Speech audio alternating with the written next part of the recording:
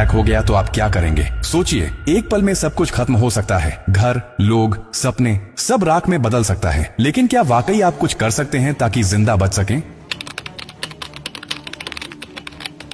हाँ, अगर आप अभी से तैयार हैं, ये जानकारी जिंदगी और मौत के बीच की दूरी तय कर सकती है। क्योंकि जब एक न्यूक्लियर बम गिरता है तो सिर्फ धमाका ही नहीं होता, उसके बाद शुरू होता है वो खतरनाक खेल जिसे कहते हैं रेडिएशन फॉलआउट। और उसमें जो जिंदा बचता है वो भी धीरे धीरे मरने लगता है। सबसे पहले जानिए कि जैसे ही न्यूक्लियर बम गिरता है, एक तेज सफेद रोशनी आपके सामने आती है। इस रोशनी को देखना मतलब अपनी आंखों की रोशनी खो देना। आप अंधे हो सकते हैं स्थायी रूप से। इसलिए पहला कदम, जैसे ही धमाके की खबर मिले या रोशनी दिखे, तुरंत जमीन पर लेट जाइए, अपनी आंखें और कान बंद कर लीजिए और चेहरे को किसी कपड़े से ढक लीजिए। ये पहली रक्षा है। अब सवाल उठता है कि कहां जाएं? तो याद रखिए, अगर आपके आसपास कोई मेट्रो स्टेशन है, बेसमेंट है, अंडरग्राउंड पार्किंग है, तो वहीं भागिए, क्योंकि जमीन के नीचे रहना न्यूक्लियर फॉलआउट से बचने का सबसे कारगर तरीका है। लेकिन अगर कुछ नहीं है तो अपने घर को ही शेल्टर बनाना पड़ेगा। सारी खिड़कियां, दरवाजे बंद कर दीजिए। हर छोटी छोटी दरार को भी किसी कपड़े, टेप या गत्ते से बंद कीजिए। हवा का एक भी रास्ता नहीं खुला रहना चाहिए। अटैक से पहले या जैसे ही खबर मिले, आपके पास सिर्फ कुछ मिनट होंगे। उसी वक्त पानी भरिए, बाल्टी, बोतल, ड्रम जो भी है।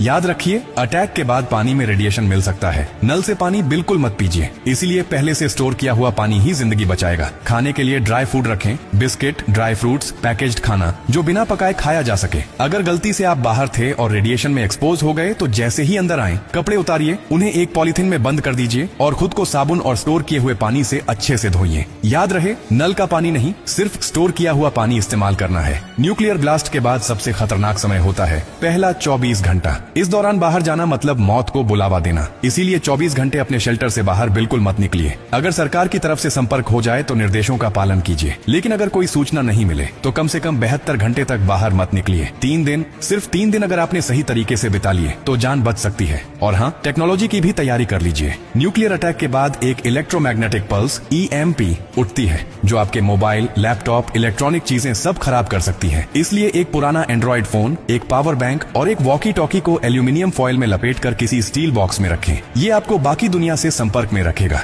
सबसे जरूरी बात, घबराइए मत, पैनिक नहीं करना है। हर फैसला सोच समझ कर लीजिए, क्योंकि न्यूक्लियर अटैक एक टाइम गेम है। जो जितना शांत रहेगा, उसकी जान बचने के चांस उतने ही ज्यादा होंगे। और याद रखिए, ये जानकारी सिर्फ आपके लिए नहीं, बल्कि आपके परिवार, दोस्तों, पड़ोसियों और पूरे समाज के लिए है। क्या आप अकेले सुरक्षित रहना चाहते हैं? नहीं ना? तो इस जानकारी को हर उस इंसान तक पहुंचाइए जिसकी जिंदगी की आपको परवाह है। हो सकता है आपकी एक शेयर से किसी माँ का बच्चा जिंदा रह जाए, किसी पिता की आखिरी उम्मीद बच जाए, किसी बहन का भाई लौट कर घर आ जाए। और यही तो असली इंसानियत है। और हाँ, जब आप जिंदगी बांट रहे हैं तो एक वादा भी कीजिए। डॉक्टर कार्डियो की हर पोस्ट से कुछ सीखेंगे और दूसरों को भी सिखाएंगे, क्योंकि हमारा मकसद सिर्फ कंटेंट नहीं, आपकी सुरक्षा है, आपकी जिंदगी है।